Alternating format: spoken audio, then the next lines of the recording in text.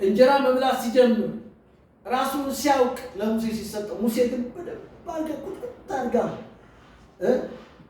የማንዘር እንደሆነ ምን እንደሆነ ፈርዖን ምን ማለት እንደሆነ እያንዳንዱ ነገር ግን ለሙሴ ምን ብለዋለች? ነግረዋለች። እናት እንዲህ ይላሉ ካቶሊኮች፣ ልጅህን ስጠኝ ይላሉ። ከ1 ዓመት እስከ 7 ዓመት ካቶሊክ አድርጌ እሰጥሃለሁ ይላሉ። ምን ማለት ነው? ልጁን በልጅነቱ ነው ምን የሚደረገው? የሚነገረው የሚማረው ፈጽሞ አይለቅም። ያው በሕፃንነቴ የተነገረኝ እዚህ ውስጥ አለ። ልጅ እያለሁ ክፉ የተነገረኝ ነገር አለ እዚህ ውስጥ። የት እንዳደኩ ከማን ጋር እንዳደኩ አውቃለሁ። አሁን እዛ በሕፃንነቴ እንግዲህ ተመልከቱ። በዚያም ወራት እንዲህ ሆነ፣ ሙሴ ጎበዝ በሆነ ጊዜ፣ ጎበዝ ማለት ወጣት ማለት ነው፣ ወደ ወንድሞቹ ወጣ። የሥራ መከራ ተመለከተ። የግብፅ ሰው የወንድሞቹን የዕብራውያንን ሰው ሲመታ አየ። ማን ያየው? ሙሴ። ጎረመሳ ጎረመሰ ሙሴ፣ ከውሃ የወጣ ሙሴ ወዲያ ወዲህ ተመለከተ። ማንንም እንዳላየ ባየ ጊዜ ግብፃዊውን ገደለ፣ በአሸዋ ውስጥም ሸሸገው። በሁለተኛውም ቀን ወጣ፣ ሁለቱ የዕብራውያን ሰዎች ሲጣሉ አየ ይላል። ማናማ? ጴንጤ ለጴንጤ ሲጣላ። መጀመሪያው ግን ያላመነና ያመነ ሲጣላ አየ። ለማን አዳላ? ለጴንጤው አዳላ። ያኛው ምን አደረገው? ግብፃዊውን ገደለው ይላል። አሁን ግን ያየው ማናማ ሲጣሉ ነው ያየው? ወንድማማቾች ዕብራውያን ለዕብራውያን ሲጣሉ አየ። እንዲገባን ያክል ጴንጤ ለጴንጤ ሲጣላ አየ ማለት ሲጣላ እንዲህ አለ። በሁለተኛው ቀን ወጣ፣ ሁለቱ የዕብራውያን ሰዎች ሲጣሉ አየ። በዳዩን ለምን ባልንጀራህን ትመታዋለህ አለው። የተሸነፈውን በጣም ጉልበታማ የሆነውን ጠጋልና ሙሴ ለምንድን ነው ባልንጀራህን የምትመታው ሲለው፣ ያም በእኛ ላይ አንተ አለቃ ወይስ ዳኛ ማን አደረገ? ወይስ ግብፃዊውን እንደገደልኸው ልትገድለኝ ትፈልጋለህን? አያችሁ፣ ትናንትና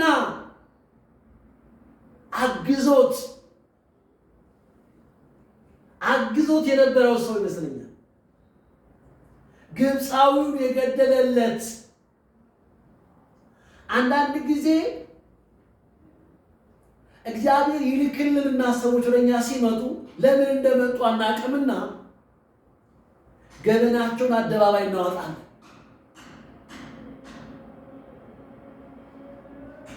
ሙሴ የታወቀ አልመሰለውም። ገድሎ አሸዋ ውስጥ እንደቀበረ ወንድሙን ማንም ግብፃዊውን የታወቀ አልመሰለውም። ግን ይሄ ሰውዬ እሱ ራሱ ይመስለኛል እንዲህ አለ፣ በእኛ ላይ አንተን አለ። የወደፊት ራእይ ሲተነብይለት ሙሴን እንደዚህ ነው፣ አንተ አለ፣ አንተ አለቃ ወይስ ዳኛ ማን አደረገ? ወይስ ግብፃዊውን እንደገደለው ልትገድለኝ ትሻለህን? አለው። ሙሴ በእውነት ይህ ነገር ታውቋል ብሎ ፈራ ይላል። ምኑ እንደታወቀበት ያኛውን ግብፃዊውን ሰው ገድሎ አሸዋ ውስጥ እንደቀበረው ታውቆብኛል እንዴ? ነፍሰ ገዳይ መሆኔ ታወቀ እንዴ? ፈራ ይላል። ተመልከቱ። ከዛ ቁጥር 25 ላይ እንደዚህ ይላል። ቁጥር 15 ላይ ፈርዖን ይህንን ነገር በሰማ ጊዜ ሙሴን ሊገድለው ፈለገ። ሙሴ ግን ከፈርዖን ፊት ኮበለለ፣ በምድያም ምድር ተቀመጠ፣ በውኃም ጉድጓድ አጠገብ አረፈ። አሁን ደግሞ ሙሴ ያኔ ወንዝ ውስጥ በነበረ ጊዜ ወንዝ ውስጥ ተጥሎ በነበረ ጊዜ ሰው ተልኮለት ነበር። አሁን ደግሞ ሙሴ ወደ ሚዲያም ምድረ በዳ ሲሄድ ሁለት ሴቶች ውሃ ይቀዳሉና እረኞች በጣም ይገፏቸዋል። ቁጥር 16 ለሚዲያምም ካህን 7 ሴቶች ልጆች ነበሩት። እነሱም መጥተው ውሃ ቀዱ፣ የአባቶቻቸው በጎች ሊያጠጡ የውሃውን ውሃ ገንዳ ሞሉ። እረኞች መጥተው ገፏቸው። እናንተ ሄዱ ወደዛ ብለው ሲገፏቸው ሙሴ አየ። ከፈርዖን ልኮ ምድር ወጥቷል። አሁን ያለው ምድረ በዳ ላይ ነው። የሄደበት ቦታ ደግሞ እግዚአብሔር ሲመራው ተመልከቱ። ለሚዲያማ ለነዚህ ሰዎች ለ7 ሴቶች ልጆች አሉት። እነዚህ ሴት ልጆች እረኞች ናቸው። ስለዚህ ለሚጠብቋቸው በጎች ውሃ ይቀዳሉ። እረኞቹ መጥተው ገፏቸው። ሙሴም ግን ተነስቶ ረዳቸው፣ በጎቻቸውን አጠጣላቸው። ሙሴ የተዘራበት ዘር አለ። ከልጅነቱ ጀምሮ ረዳት የመጣለት ሰው ነው። እናቱ እንዲህ ብላ ያስተማረችው ይመስለኛል። በላንተ ስታድግ ወገንን ነው የምትጠቅመው። ጉልበት የሌላቸው ልትቆምላቸው፣ ደካሞችን እንድትደግፋቸው። አንተ የእስራኤል ምንድን ነህ ብለዋለች። ባይነገርም አንድ ውስጡ ያስቀመጠችለት ነገር አለ። አንተ ባለራዕይ ነህ። አንተ የሀገር መሪ ነህ። አንተ ሀገር ትጠብቃለህ፣ ህዝብን ትመራለህ፣ ህዝብን ታወጣለህ ከጫካ። አንተ ህዝብን ከፈርዖን ግዛት ታወጣለህ፣ ከብዙ መገፋት ነጥቅ ታወጣቸዋለህ። ውስጡ ያሰላስላል የሚያደርገው። እኔ እናቴ እንዲህ ብላኝ ያለሳት ሞት እንዲህ አለች። ያንተ እኮ ውስጥህ እንጀራ አለች። እንጀራ ሹፌርነት ነው አለች። ወደ ጌታ ከመጣሁ በኋላ አሁን በቅርብ ነው ልትሞት አካባቢ ይመስለኛል እና ሲቀር ይመስለኛልና እንዲህ ነው አለች። እኔ ደግሞ የሚገርማችሁ ከልጅነት ጀምሮ ማስበው ሹፍርና ነው።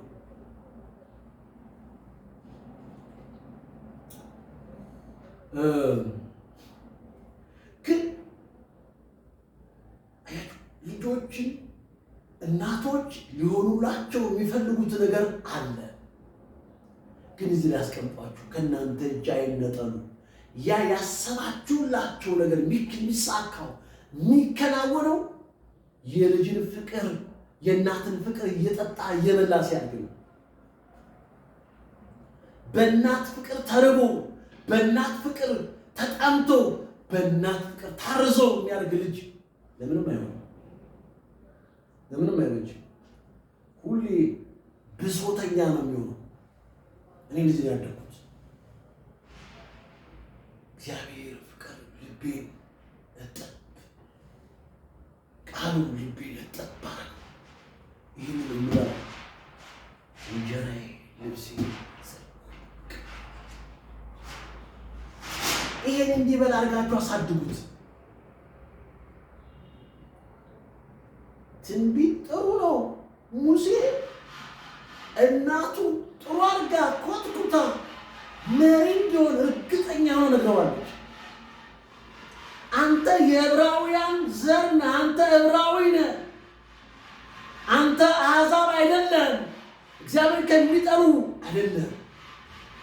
አንተ የአብርሃም የይስሐቅ የያዕቆብ የአባቶቻችን ቃል ኪዳን የተገባላቸው ዘር ነህ አንተ ሙሴ ተብሎ።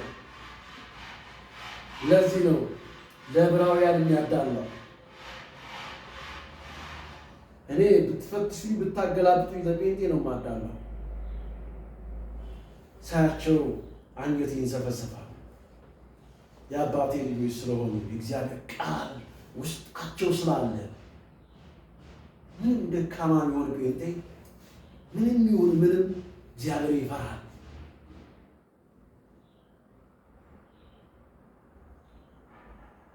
እረኞቹንም መተው ገፏቸው። ሙሴ ግን ተነስቶ ረዳቸው፣ በጎቻቸውን አጠጣላቸው። ወደ አባታቸው ወደ ራጉኤል በመጡ ጊዜ ስለምን ዛሬ ፈጥናችሁ መጣችሁ አላቸው። እነሱም አንድ የግብፅ ሰው ከእረኞች እጅ አዳንን። ራጉኤል 7 ልጆች አሉት። ወንድ በመካከላቸው የለም እና እረኞቹ እነዚህ እረኞች ያለ ወትሯቸው በጊዜ ወደ ቤት ገቡ። በጎቹን እየነዱ ምን ገጥሟቸዋል? አንድ ከግብፅ አገር የመጣ ሰው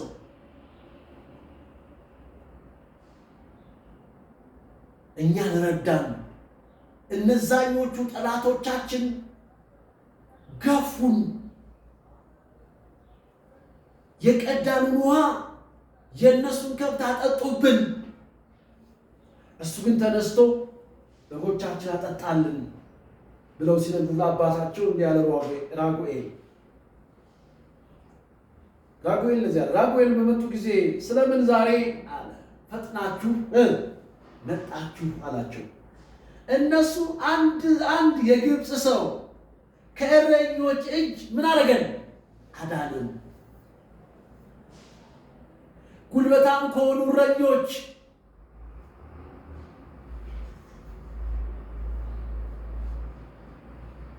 ለደካሞች የማይራሩ እረኞች አዳንን።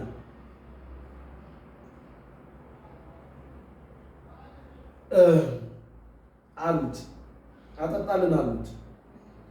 ልጆቹ እሱ ወዴት ነው? ለምንስ ያንን ሰው ተዋችሁት? ጥሩት፣ እንጀራ ይብላ አላቸው። ማን ነው የሚለው? አባት። ያንን የረዳችሁን ሰው ያንን በእናንተ ጉዳይ ጣልቃ ገብቶ ነገራችሁን ያስተካከለላችሁን ሰው የት ጣላችሁት? አምጡትና እንጀራ ይብላ። ዛሬ ቢሆን ምን እንለው ይሆን? ጌታ ይባርከው እዛው ነው። አሁን ትንሽ በስስት በብዙ ስስት ይሄ የእግዚአብሔር መቅደስ ተበላሽቷል።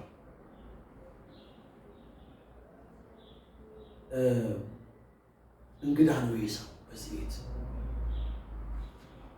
እንግዳ። አንድ ቃል አንብብላችሁ ስለ እንግዳ ዕብራውያን ምዕራፍ 13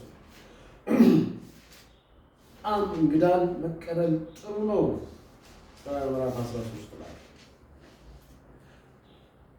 የወንድማማች መዋደድ ዕብራውያን ምዕራፍ 13 ቁጥር 1 ላይ የወንድማማችነት መዋደድ ይኑር አለ።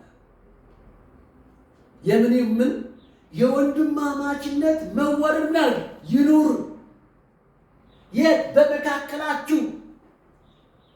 የት? በህብረታችን መካከል፣ በአገልጋዮች መካከል፣ በአባቶች መካከል፣ በእናቶች መካከል፣ በልጆች መካከል። እንግዶችን መቀበል አትርሱ። የተረሳ ይመስላል። ወደ ራጉኤል ቤት ልጆቹን የረዳ ልጆቹን ያገዘ ልጆቹን ከገፏቸው ያስጣልና ደግሞ አስጥሎ ብቻም አይደለም እኮ በጎቹን ያጠጣ ወደ ራጉኤል ቤት መጣ። ግን ራጉኤል በጣም ደግ ሰው ነበር ማለት ነው። እንግዶችን መቀበል አትርሱ አለ። በዚያን አንዳንዶች ሳያውቁት መላእክትን እንግድነት ተቀብለዋልና ከእነርሱ ጋር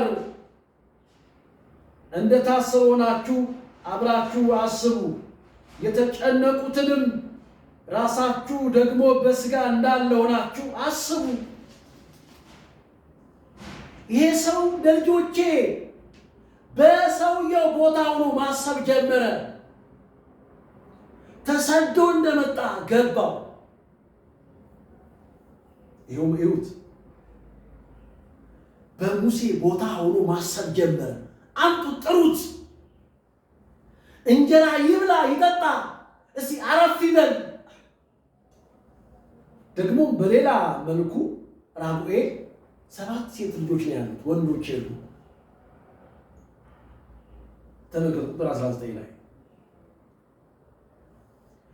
ቁጥር 20 ላይ ሙሴ ቁጥር 20 ላይ ልጆቹ እሱ ወዴት ነው? ለምንስ ያንን ሰው ተዋችሁት? ጥሩት፣ እንጀራ ይብላ አላቸው። ቁጥር 21 ላይ ሙሴ ከዚያ ሰው ጋር ሊቀመጥ ወደደ፣ በሌላ ምድርም መጻተኛ ነኝ ሲል ስሙን ጌርሳም ብሎ ጠራው።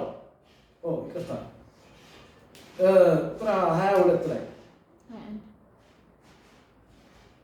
ሙሴ ከዚያ ሰው ጋር ሊቀመጥ ወደደ፣ ልጁን ሲጳራ ለሙሴ ሚስት ተሆነው ዘንድ ሰጠው። አገባ። በዚህ 7 ልጅ አላት፣ ሴት ልጅ አለ።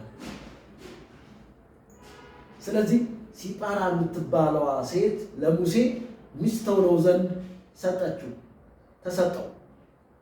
ወንድ ልጅን ወለደች። ሙሴ እንደዚህ አለ፣ በሌላ ምድር መጻተኛ ነኝ ሲል ስሙን ጌርሳም ብሎ ጠራው ይላል። ልጅ ወለደ ሙሴ፣ የልጅ አባት ሆነ። ከዚያ ከብዙ ቀን በኋላ እንዲህ ሆነ። የግብፅ ንጉሥ ሞተ። የእስራኤል ልጆች ከባርነት የተነሳ አለቀሱ።